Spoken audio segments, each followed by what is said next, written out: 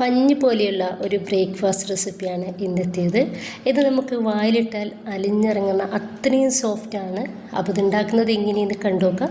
കണ്ടുകൊണ്ടിരിക്കുമ്പോൾ നിങ്ങൾക്ക് ഇഷ്ടമാവുകയാണ്, നിങ്ങളുടെ എല്ലാ സപ്പോർട്ടും ഉണ്ടാവുക. തലേന്ന് അരച്ച് റെഡിയാക്കാൻ വേണ്ടി വെക്കേണ്ട ആവശ്യമൊന്നും നമുക്കിതിനില്ല. അപ്പോൾ നമുക്കിത് ഉണ്ടാക്കുന്നത് എങ്ങനെയെന്ന് കണ്ടുനോക്കാം. അപ്പോൾ ഇതിന് വേണ്ടിയിട്ട് ഒരു മിക്സിയുടെ ജാറിലോട്ട് 1 കപ്പ് പച്ചരി കഴുകിയിട്ട് കുതിർത്ത് റെഡിയാക്കി എടുത്തിട്ടുള്ളതാണ്, അതാണ് ഇട്ട് കൊടുക്കുന്നത്. ഇപ്പോൾ അതേ കപ്പിൽ 3/4 കപ്പ് തേങ്ങ ചിരകിയത് എടുത്തിട്ടുണ്ട്, അതും ഇതിലേക്ക് ചേർക്കാം. 1 കപ്പായാലും കുഴപ്പമൊന്നുമില്ല. ഇനിയിപ്പോൾ ഇതാ 3/4 കപ്പ് വെള്ളം ഇതിലോട്ട് ഒഴിച്ചു കൊടുക്കുന്നുണ്ട്. ഇനിയിപ്പോൾ ഞാൻ ഇതിലോട്ട് 2 ടേബിൾ സ്പൂൺ, അതായത് 1/4 കപ്പ് ചോറാണ് ഇട്ട് കൊടുക്കുന്നത്. എല്ലാം കൂടി നല്ല ഫൈൻ പേസ്റ്റ് ആക്കിയിട്ട് ഒന്ന് നമുക്ക് അരച്ചെടുക്കാം. അരച്ചെടുത്തിട്ടുള്ള മാവ് ഞാനൊരു ബൗളിലേക്ക് ഒഴിച്ചു കൊടുക്കുകയാണ്. ഇനിയിപ്പോൾ ഇതിലോട്ട് 1/2 ടീസ്പൂൺ ഇൻസ്റ്റൻറ്റ് ഈസ്റ്റും 1 ടേബിൾ സ്പൂൺ പഞ്ചസാരയും ചേർത്ത് കൊടുക്കുന്നുണ്ട്. ഈ ഒരു പഞ്ചസാര എന്തായാലും ചേർക്കുക, നമ്മുടെ ഈസ്റ്റ് ഒന്ന് വർക്കാവാനും അതുപോലെ തന്നെ നല്ല ടേസ്റ്റ് ഉണ്ടാവും നമ്മുടെ ഒരു ബ്രേക്ക്ഫാസ്റ്റിന്. ഇനിയിപ്പോൾ അത് നന്നായിട്ട് ഒന്ന് മിക്സാക്കി കൊടുക്കുക. 2 മിനിറ്റോളം നമുക്ക് ഇതുപോലെ ചെറുതായിട്ടൊന്ന് ബീറ്റാക്കി എടുക്കാം. ഇപ്പം ഞാനിത് നന്നായിട്ട് തന്നെ ഒന്ന് ബീറ്റാക്കി എടുത്തിട്ടുണ്ട്.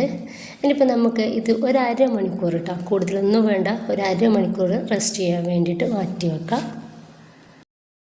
ഞാനിതാ കറക്റ്റ് 1/2 മണിക്കൂറായ സമയത്ത് നിങ്ങൾക്ക് കാണാൻ വേണ്ടിയിട്ട് പറ്റുന്നുണ്ടാവും. ഇത് നന്നായിട്ട് തന്നെ വർക്കായിട്ട് നല്ല റെഡിയായിട്ട് കിട്ടിയിട്ടുണ്ട്. നല്ലൊരു മണമാണ് കേട്ടോ ഇതിന് ഈ ഒരു സമയത്തുള്ളത്.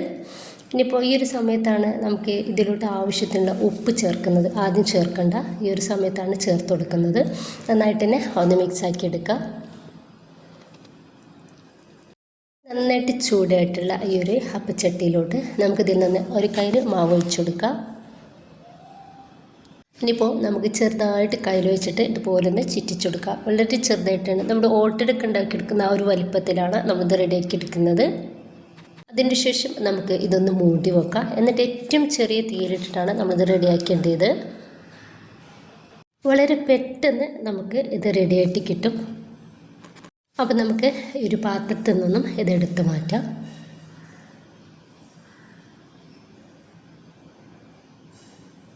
മുഴുവനായിട്ടും നമുക്കിതുപോലെ തന്നെ ഒന്ന് ചെയ്തെടുക്കാം. അപ്പോൾ ഞാനിതാ എല്ലാതും ഒന്ന് റെഡിയാക്കി എടുത്തിട്ടുണ്ട്.